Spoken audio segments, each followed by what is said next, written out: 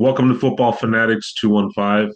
It's a podcast where my buddy Joe and I discuss football news through the vision of a Philly fan. Going to get off on some topics today that we have prepared for you in recent NFL news.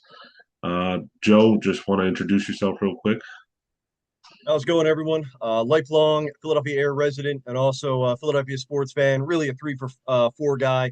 Not much of a hockey fan because I've never skated, admittedly, but we will cover some hockey content on this channel beyond some of the discussions about football that we're going to be covering, specifically Eagles. We will be covering baseball. We're going to be covering basketball, particularly the Phillies and also the Sixers, as the Phillies head into the throes of the summer, and also as the Sixers head into the offseason. We're going to be talking about some of those topics in the coming days and looking forward to it.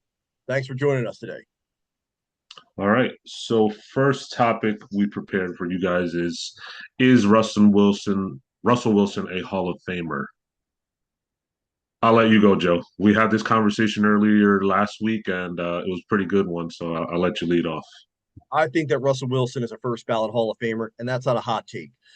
Couple things. We don't want to be, skewed by, his exit, from the Broncos. He was cut by the Broncos. He was signed by the Steelers in 2024. And then he was a member of the Giants in 2025. Remember him unceremoniously in 2024 dressing for a game. I believe it was a season opener when they traveled to Atlanta. He dressed for the game, even though he was not activated for the game. I know that his campaigns with the Steelers in 2024 and also the Giants in 2025 came with some bumps and bruises, but that should not tarnish his legacy. A couple things that I want to point out here is Russell Wilson had multiple seasons. We're talking several seasons in which he had a passer rating which exceeded 100. He had a 110 passing rating in 2015, and that was after the Super Bowl year in 2013, and then also when they led them back in 2014 against the Patriots. We're not going to talk about how that ended. Russell Wilson also, was responsible for orchestrating 21 fourth quarter comebacks, 27 game-winning drives. And where that stands is actually a bit higher. He's had 40 game-winning drives, which is above Johnny Unitas, who was regarded as the greatest quarterback of all time prior to Joe Montana emerging with the 80s 49ers. He has more game-winning drives than Eli Manning, who a lot of people say, hey, is he a Hall of Famer? Yes or no? Yes. He is. Aaron Rodgers, he's had more game-winning drives than Philip Rivers, who's probably going to be in the Hall of Fame. Warren Moon, who is in the Hall of Fame. Fran Tarkenton. So there are a lot of names on this list, and he ranks higher than them. He has more game-winning drives than Joe Montana and Jim Kelly, who was another Hall of Famer. Ken Stabler, Larry Tittle. So that goes way back. Also, we look at fourth quarter comebacks. Russell Wilson ranks ninth with 32, above Elway, above Rivers, above Tarkenton, above Brett Favre, above Montana. And Moon, of course, in Joe Montana's defense, he played a lot with Leeds because those 49ers teams were so, potent, at the time. Jim Kelly, Dan Fouts. So he's over a number of those. Patrick Mahomes with 20 fourth quarter comebacks. Probably, he's probably not going to hold him off. I could see Mahomes entering the hallowed company of Stafford, Roethlisberger, Manning, and Brady that have, in the 40s. But getting back to Russell Wilson has had, a marvelous career, an absolutely, fantastic career. We're looking at someone who, made the Pro Bowl and made the Pro Bowl when it actually mattered, multiple times, a 10-time, Pro Bowler, multiple time All Pro. And, he was really the engineer behind a lot of those Seahawks offenses because he was a dual threat quarterback. And we look early, in his career in terms of the rushing yards that he's amassed. Now he stretched a lot of plays. He was a real danger, hence dangerous. When he was, in the pocket because he Yeah, really stayed in the the pocket. protection would break down at times for Yep, sure. but still, he was able to stretch plays.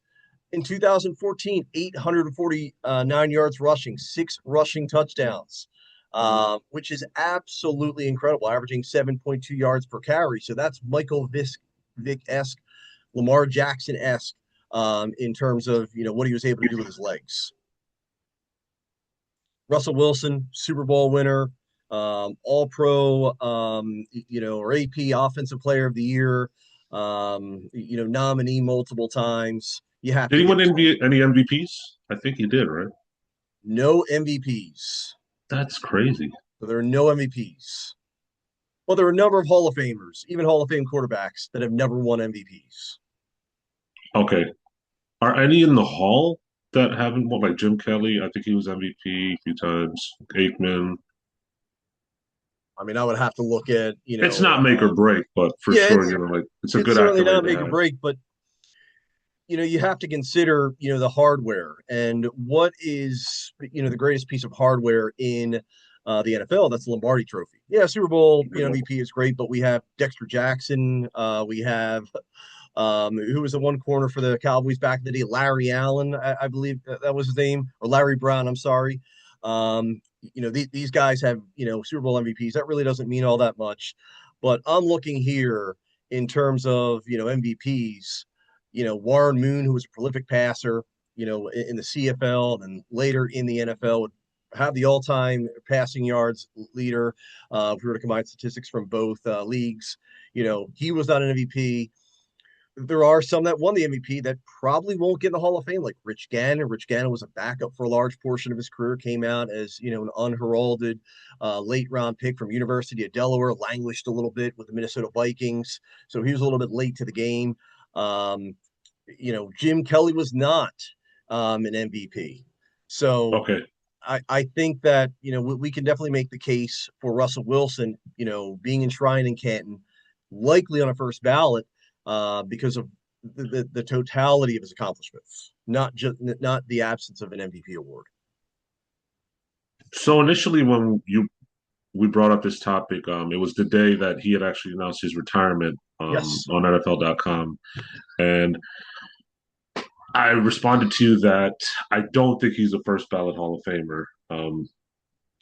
Just going off recency bias, I Mm-hmm. cannot immediately recall any iconic plays of his. I know he has the moon ball, but I Yes. can't tell you what team it was against. If you ask me about Seattle Seahawks moments, I can Mm-hmm. recall right now the Beastquake run. And I that can and that, that recall yeah, the that predated Legion his of Boom. arrival. That was in 2010 in the 2010 wild card playoffs.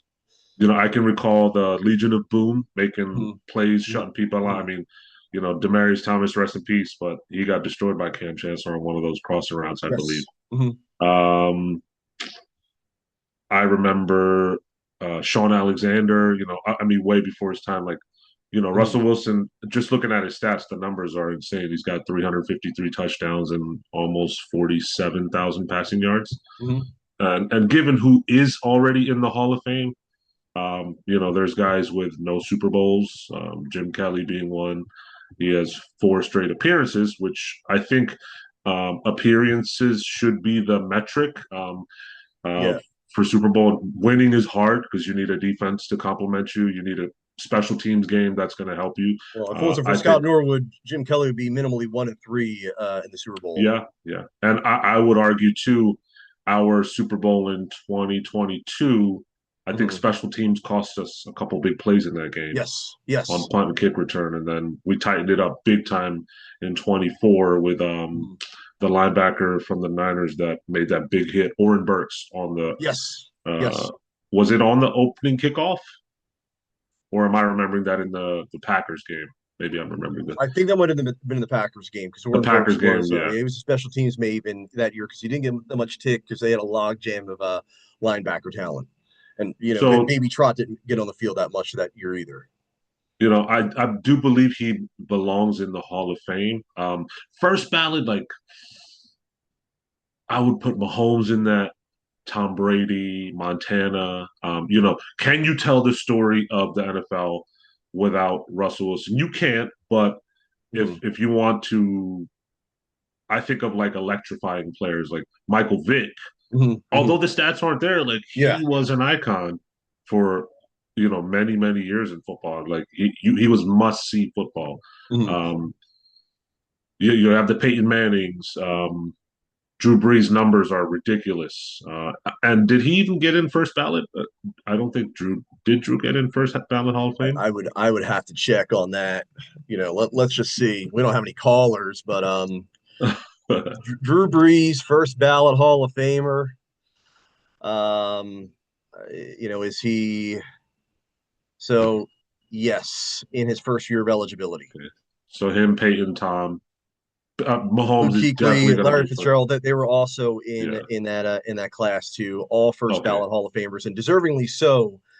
Um, The system is flawed too because there's a lot of old timers that don't yep. get in, and it's their last ditch effort, and they should just like put a subcategory for like Well, last well, we're minute guys from centuries ago. well, hey, we're going to talk about it, and it doesn't have to go back centuries, but we look at some really, really great players that should be in the Hall of Fame.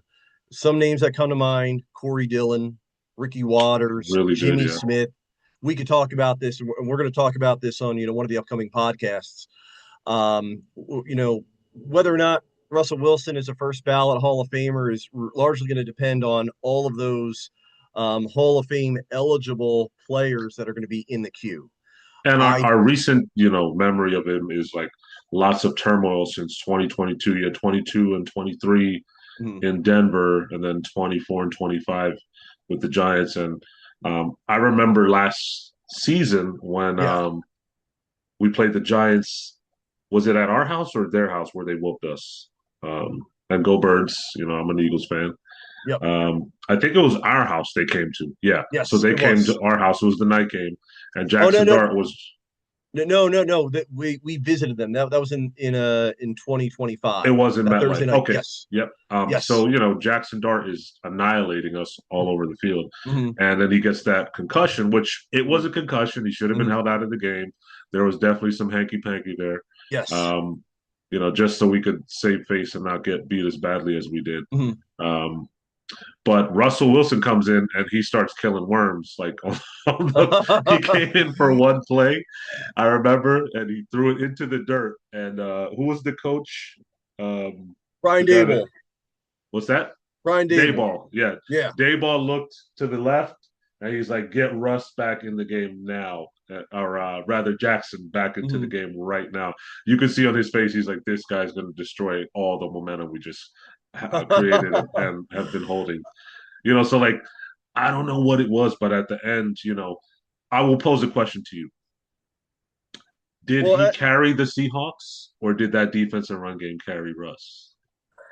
I would say it was that the contributions were mixed, but it was skewed more heavily towards the Legion of Boom. The Legion of Boom, they were unstoppable. I would say they were the best defense that I've watched. As a fan in my 42 years of life, and like being like lucid and being like a rabid sports fan for the past 35 plus years, I would probably give them the edge over, the gangrene Eagles, back in the late 80s, early Mm-hmm. 90s, which are figments of like my imagination just from, highlights. But I did, see them play, on TV. Also, different era at the time. But I think that, the Seahawks, Legion of Boom defense, and also they're very underrated, front seven with, Bobby Wagner, KJ Wright, Clifford Avril. A lot of those guys, Brandon Yeah, Mebane, earlier in his career, a lot of those guys did not get the respect that they deserve because they had a very sharp tooth front seven. So I think it's that is just like the probably the best no-name defense that can play. defense. They could have transcended multiple generations of football, multiple eras of football. But I think, as I prefaced earlier, Russell Wilson, the back end of his career was a little bit mired in controversy or turmoil. It wasn't And fair either. I think he was definitely like the way Sean Payton treated him. Like that's yeah, I get it. He had all these theatrics going on. He had his own yeah, office in the lot in the building allegedly, and he had his own staff. So like yeah, some people do like make it too big of a production, of but course. the way he reamed him out in that one game on the sidelines, like and Russ took it like a champ. Like Yep. respect to him as a football player. Like Mm-hmm. sometimes you just got to eat it, even though you're the leader. There's Well, stories of Tom Brady getting chewed out in an entire, in front of the entire team Hmm. meeting, Hmm. and then, pissing him off, Bill Belichick, and them having like flawless practices and going on like insane runs, for Yeah. weeks at a time. It comes with the role of Hey, being the leader. Sean Payton was, complicit in the Bounty Gate, scandal. So I really don't, have a lot of respect, for Sean Payton.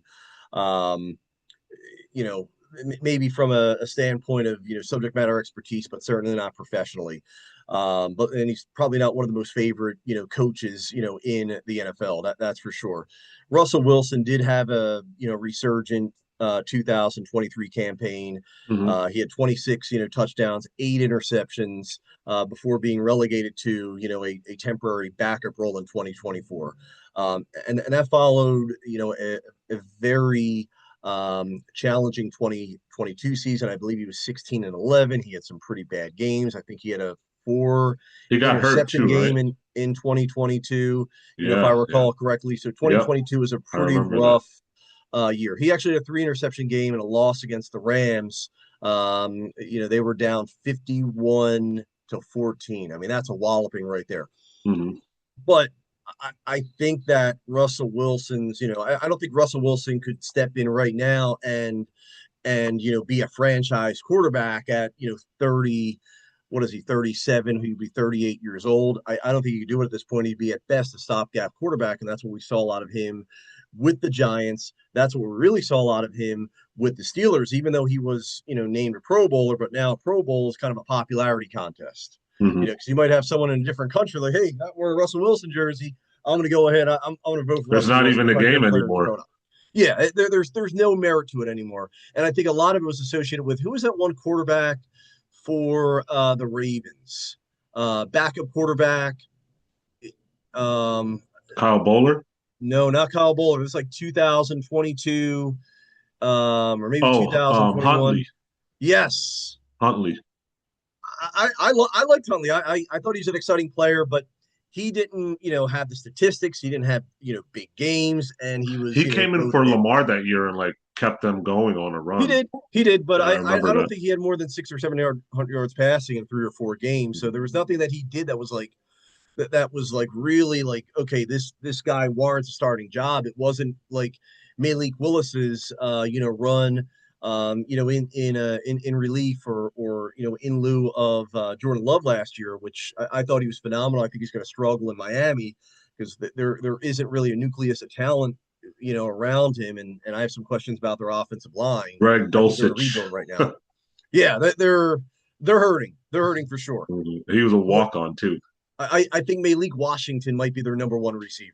Mhm. I'll have to double check that. I think Yeah, I don't think they brought Waller back, but just to get back rough to times in Miami. Russ, um, I remember that offense. That in the peak Seahawks era, it was a run heavy offense with Marshawn, It was. and it was a play action heavy offense, which he Hmm. thrived off. Hmm. He was a nightmare as a play action quarterback. Yep.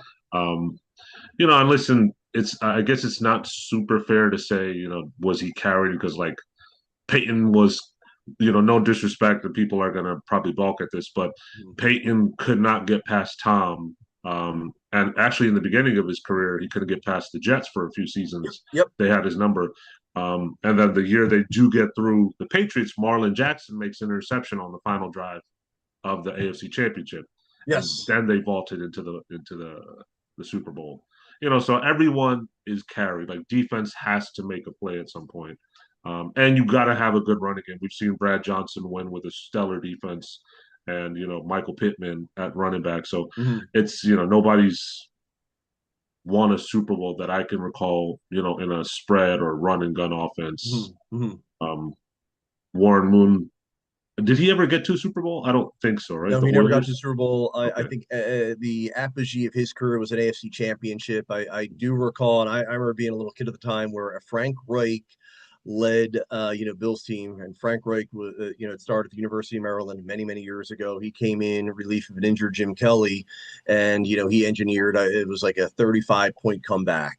And I believe was the AFC championship in Ralph Wilson Stadium at the time. I think with Moon's situation, they had some issues On defense, if I recall correctly, he had some really good receivers. Mhm. They had a really good, offensive line. And I also think that Warren Moon, came in.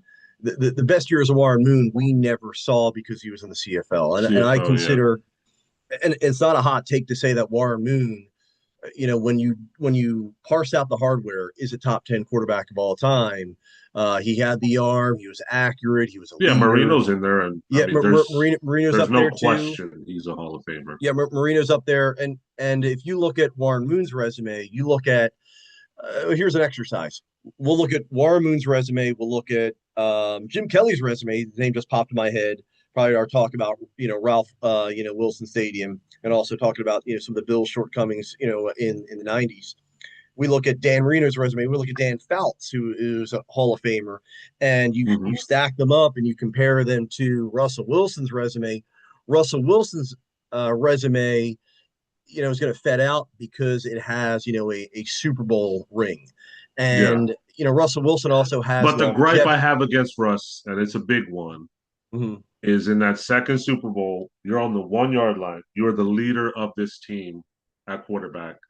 And now Pete Carroll has been on, I forget, it was Richard Sherman's podcast Mm-hmm. a couple years ago.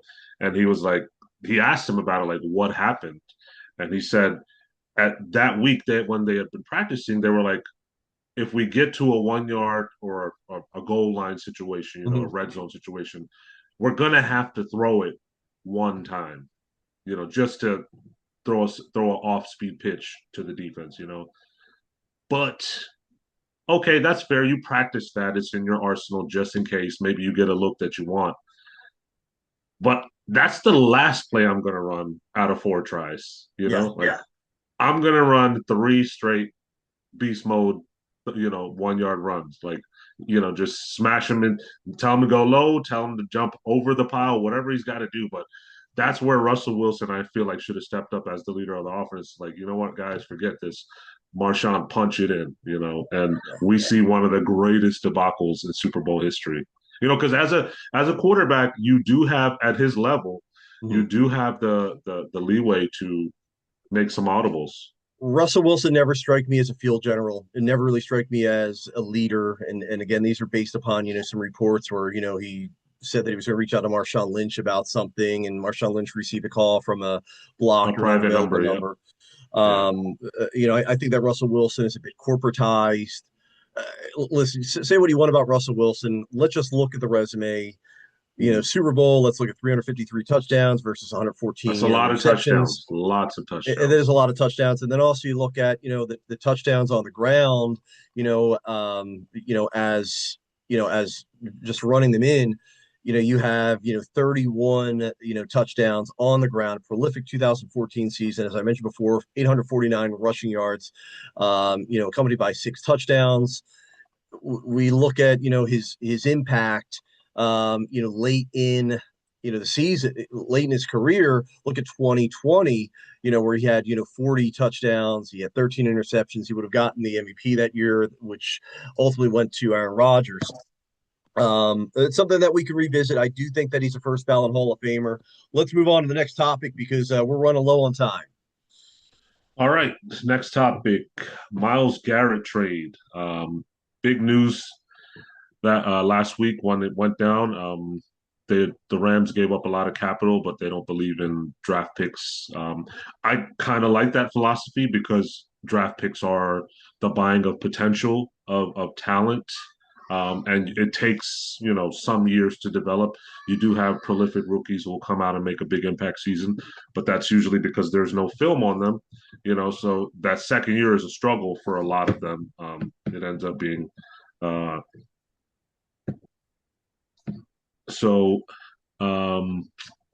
they traded Verse, a first and a third, which is a lot of draft capital, and a good player, but you're getting a legendary first ballot. That guy's a first ballot Hall of Famer by far. You're getting a first ballot Hall of Famer, living legend playing to add to your already dynamic defense. They traded for Trent McDuffie in the offseason. They Mm-hmm. gave up their first round pick for this year, so they didn't have a first round pick in the draft. They also signed the Chiefs' other corner. I always forget his name, but they have two starting corners, two good safeties, and now you have Myles Garrett in the rotation with Fisk and Kobe Turner, another defensive tackle. Um, what are your thoughts on the trade?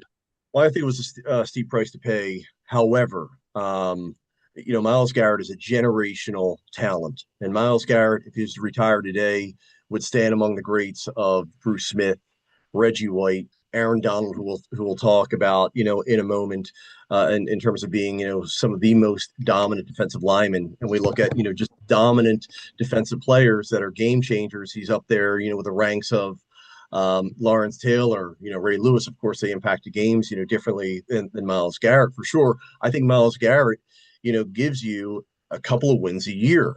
Like look what he was able to do for the moribund, Browns. He nearly single-handedly beat the Eagles during the 2024 season. Mm-hmm. He was giving Jordan Mailata, fits.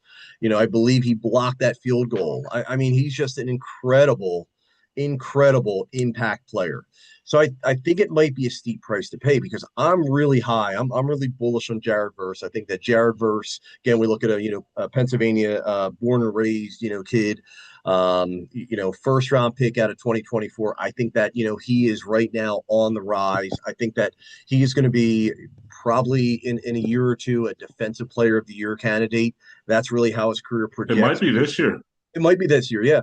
Jared Verse reminds me in terms of the impact, like he's not going to, stuff the stat sheet, but he reminds me of a Jadeveon Clowney in terms of the impact that he has on a game. Jadeveon Clowney was not a guy, I think he only had double-digit sacks one year, but Jadeveon Clowney would do everything else. He would cause disruptions. He would, get pressure on the quarterback. He would blitz from all over, the defensive line. Jared Verse, probably not as athletically gifted as Clowney, but a harder worker, more committed, more disciplined. I think Jared Verse is that's the really big chip, outside of a late round, draft pick. But right now the Rams are win now mode. Matthew Stafford likely only has a year left. Yeah, his Um, back isn't going to survive too yeah, much longer. I think you have to do what you have to do and load up because again, they were just one play away from beating the Eagles in 2025. If it weren't for a fluke, field goal block that our big man, Jordan Davis, took to the house. I think that that they could have definitely upended the Eagles, in the 2024 divisional round. They could have certainly done that. So you look at it and I think it's a prudent move for the Rams who want to win now. They're not mortgaging their future, or they did mortgage their future to win now. So I think I would have done the same Question thing, for you. if I was Jared. Question for you. Yes, Do super teams like that win Super Bowls? As Philly fans, we've seen that one time in our let's life, not talk about the um, dream team. and the Dream Team, Let's not talk and about it. have even the Patriots with the Randy Moss. Is this is something I was pondering, and I'm like, I've seen teams like this that are super teams, and you're like, wow, they have no flaws anywhere. Yeah. And as far as I can remember, you Mhm. know, to 90s, 2000s, 2010s, 20 Yeah, the super teams don't usually win. the 49ers who loaded up and they brought in Ricky Jackson and Rod Woodson and I would say that the last super team that I recall in the modern era was the 1994 San Francisco 49ers. They brought in Deion Sanders, they brought in Ken Norton Yeah. Jr. for the Dallas Cowboys. They had I think they had Chris Dolman. So they had a number of Hall of Famer or Hall of Fame esque players that they had gone out in free agency and signed. But I You think could the say Rams, the it's 90s Cowboys were super teamish, yeah right? they were, but a lot of them are homegrown though. Yes. We're They we're weren't free looking agent at signings. we're looking at these teams that are going on shopping sprees and they're trading for players or bringing in free agency. I think it increases the chances of or increase the probability of the Rams making the Super Bowl and certainly winning the Super Bowl. They came within a game of getting the Super Bowl Injury two will be seasons ago the for mitigating sure. factor, right?